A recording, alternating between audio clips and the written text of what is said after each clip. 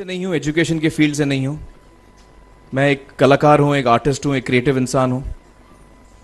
और आप लोग बेहतर जानते हैं एजुकेशन के बारे में।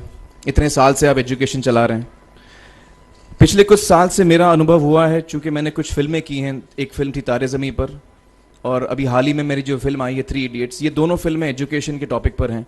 तो लिहाजा मैं इस वजह से मैंने काफ़ी रिसर्च की एजुकेशन के ऊपर, और कुछ चीज़ें मेरे सामने आई हैं और वो चीज़ें मैं आपके सामने रखना चाह रहा हूँ। आज यहाँ पेरेंट्स हैं, एजुकेटर्स हैं, टीचर्स हैं, बच्चे भी हैं। हो सकता है पता नहीं मैं कितना सही बोल रहा हूँ, गलत बोल रहा हूँ, लेकिन मेरे कुछ विचार हैं जो मैं आपके सामने रखना चाहूँगा एजुकेशन से जिनका संबंध है। और वो ये कि सबसे पहले तो हर बच्चा ख़ास होता है। ये मैंने डिस्कवर किया अपने रिसर्च में। हर बच्चा ख़ास होता है। हर बच्चे में हमारी तरह, आपकी तरह और हमारी तरह, हर बच्चे में कुछ ना कुछ काबिलियत होती है, कुछ ना कुछ कमज़ोरी होती है। मुझ में भी कमज़ोरी है, काबिलियत है। आप में भी कुछ ना कुछ काबिलियत और कमज़ोरी है, और हर बच्चे में कुछ ना कुछ कमज़ोरी और काबिलियत होती है। और हमें as parents, as elders, as education system, हमें हर बच्चे की खासियत को पहचानना है, उससे मदद करनी है।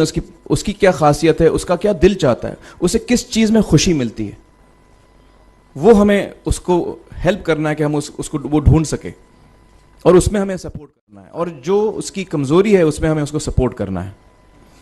मुझे अक्सर एजुकेशन इंस्टीट्यूट्स मुझे बोलते हैं कि हम हमारे स्कूल में सारे बच्चे पास होते हैं, हमारे स्कूल में सारे बच्चे फर्स्ट आते हैं, या हम जो बोर्ड एग्ज़ाम है उसमें हमारे सारे बच्चे पास होते हैं। मुझे एक सवाल पूछना है कि हमारे कितने बच्चे खुश हैं? सबसे बड़ा सवाल मेरा ये है, how many of our children are happy? और वो जो हैप्पीनेस कोशेंट है ना, वो मेरे लिए सबसे अहम है। क्योंकि देखिए, पढ़ाई लिखाई तो हम सीख ही लेते हैं। जब मुझे कोई चीज़ सीखनी होती है तो मैं कुछ ना कुछ करके सीख ही लेता हूँ। हमारी फिल्म 3 इडियट्स जब रिलीज़ होने वाली थी, रिलीज़ से पहले हमने कई स्क्रीनिंग्स रखे थे, टेस्ट स्क्रीनिंग जिसको हम कहते हैं, जिसमें कि हम ऑडियंस जैसे आप लोग हैं उनको बुलाते हैं, फिल्म दिखाते हैं, उनसे पूछते हैं कि फ़िल्म कैसी लगी। ऐसे एक टेस्ट स्क्रीनिंग हमने किया था। बम्बई में एक फैक्ट्री में कारीगर लोग काम करते हैं, तो करीब 25-30 कारीगर आए थे उस स्क्रीनिंग में। स्क्रीनिंग के बाद एक कारीगर था, उसने मुझसे एक सवाल पूछा। उसने मुझसे ये पूछा, आप लोगों ने फिल्म देखी है 3 इडियट्स? उसने मुझे एक सवाल पूछा जो बहुत कमाल का सवाल था। उसने मुझे ये सवाल पूछा कि सर, पिक्चर के अंत में हमें पता लगता है कि आप तो रणछोड़ दास थे ही नहीं, रैंचो तो थे ही नहीं आप, तो सर्टिफिकेट तो आपको मिला नहीं, वो तो जावेद जाफरी को मिल गया। तो आप इतने बड़े साइंटिस्ट कैसे बन गए? इतने बड़े पेटेंट्स, 400 पेटेंट्स, जापानी लोग आपके पीछे पड़े हैं, तो आपको सर्टिफिकेट तो मिला नहीं, तो आप इतने बड़े साइंटिस्ट कैसे बन गए? बहुत ही अहम सवाल है ये, बहुत ही इंपॉर्टेंट सवाल है। और ये जो मुद्दा है उसके हार्ट में जाता है ये, कि जब मैं एग्जाम के लिए रट के जवाब देता हूं और वो जवाब में मुझे नंबर मिलते हैं और मैं पास हो जाता हूं, तो मेरे हाथ में एक पर्चा आता है जो मुझे कहता है कि मैं पढ़ा लिखा हूं। लेकिन वाकई मैं पढ़ा लिखा हूं या नहीं, ये अभी तक हमको श्योर मालूम नहीं है।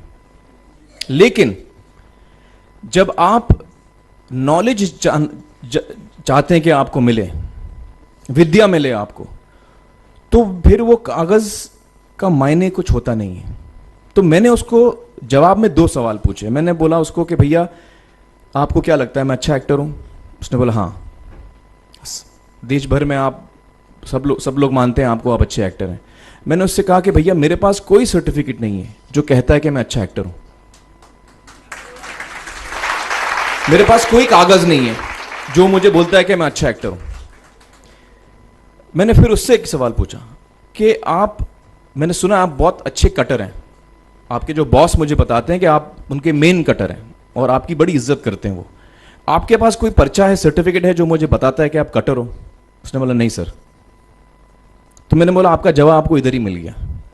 Education is beyond marks, education is beyond grades, education is what you learn. और मेरी इच्छा है कि हिंदुस्तान में हम एजुकेशन को इस नज़रिए से देखें कि हम अपने बच्चों को वाकई शिक्षा दें, और शिक्षा हम खुशी से दें।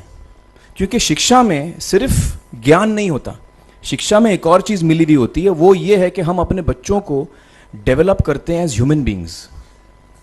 आगे चल के वो ज़िंदगी में अच्छे इंसान बने, आगे चल के वो अपने पैरों पे खड़े रह सकें, आगे चल के वो इज्जत की ज़िंदगी जी सकें, आगे चल के वो दूसरों के बारे में ध्यान रखें, आगे चल के वो किसी के चेहरे पे मुस्कुराहट ला सकें, आगे चल के वो किसी की मदद कर सकें। This is what we should develop of our children. ये मेरी फीलिंग है। मैं जहाँ भी देखता हूँ, ये मेरे साथ भी हुआ है जब मैं छोटा था।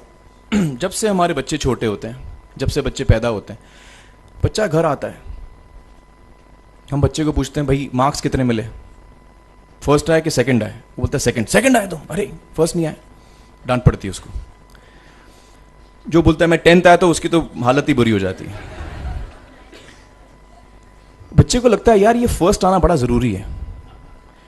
उसको रेस में हम पूछते हैं तुम रेस में फर्स्ट आए कि सेकंड आए? में हम उसको बचपन से, जब से वो केजी लोअर केजी में होता है, जब लोअर केजी में रेस होती है, चमचा मुंह में लगा के उसमें नींबू डाल के भागते हैं। उसमें भी हम बच्चे को पूछते हैं अरे मेरा बेटा फर्स्ट आएगा, ला, ओ बेटा मेरा फर्स्ट आना, मतलब पेरेंट्स चिल्ला रहे हैं बेटा भागो, मतलब नींबू लेके भागो। तो उसमें होता क्या है कि बच्चे को लगता है कि यार ये बड़ा जरूरी है। मेरे पेरेंट्स को हमेशा, मेरे पेरेंट्स मुझे एक ही सवाल पूछते हैं, मैं फर्स्ट आया कि नहीं। उसके जहन में ये बात बैठ जाती है कि मेरे को अव्वल आना है, मेरे को कंपीट करना है, मेरे को बाकी लोग से आगे निकलना है। टीचर्स भी यही सवाल उसको पूछते हैं आमतौर पे, मेरे साथ हुआ है। होता क्या है कि जब वो बच्चा 21 साल का होता है तो वो बड़ा सेल्फिश हो जाता है, और उसको सेल्फिश हमने बनाया, हमारे सिस्टम ने बनाया। वो अपने बारे में सोचता है और किसी के बारे में नहीं सोचता, क्योंकि यही हमने उसको ट्रेन किया बचपन से। बचपन से हमने उसको यही ट्रेन किया कि बेटा तुम पहले आना, बाकी सब लोग को भूल जाओ। तो जब वो नौजवान बनता है तो उसका नजरिया सोसाइटी की तरफ यही हो जाता है कि भैया मुझे आगे बढ़ना है, बाकी सब बाय हुक और by crook I must succeed, I don't care about anybody else. मेरा ये दिल कहता है, मेरा ये दिल चाहता है कि अगर हम जितने यहां पेरेंट्स हैं, एडल्ट्स हैं, यंगस्टर्स हैं जो कल जाके पेरेंट्स बनेंगे, अगर हम अपने बच्चों को ये सीख दें जब वो छोटे हैं, जब वो घर आए हम उसको ये सवाल पूछें, ये नहीं पूछें कि मार्क्स कितने मिले, उसको ये पूछें कि बेटा आज तुमने किसकी मदद की, आज तुमने किसके चेहरे पे मुस्कुराहट लाई। अगर हम उसको ये पूछें तो उसको ये लगेगा कि यार जरूरी ये है। मेरे पेरेंट्स मुझे हमेशा ये पूछते हैं, मार्क्स का तो कभी पूछते नहीं, वो मुझसे ये पूछते हैं कि भैया तुमने किसको हेल्प किया आज। तो हेल्प करना लोगों को, लोगों के बारे में सोचना, लोगों के चेहरे पे मुस्कुराहट लाना, ये मेरे पेरेंट्स के लिए बड़ा इंपॉर्टेंट है। साइकोलॉजिकली वो इस चीज़ के साथ बड़ा होगा। स्कूल वही जाएगा, पढ़ाई लिखाई वही करेगा, वो उसका नज़रिया थोड़ा बदल जाएगा। जब वो बच्चा नौजवान बनेगा, 21 साल का होगा, और सारे बच्चे उस उम्र के जब 21 साल के होंगे, हमारी सोसाइटी चेंज हो जाएगी।